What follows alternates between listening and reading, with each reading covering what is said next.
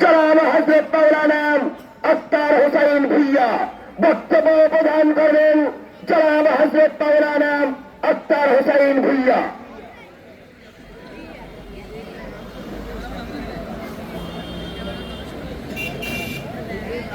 السلام عليكم ورحمة الله.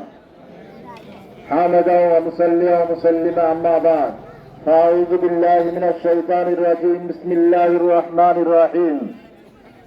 والذين جاهدوا فينا لنهدينهم سبلنا. صدق الله العظيم.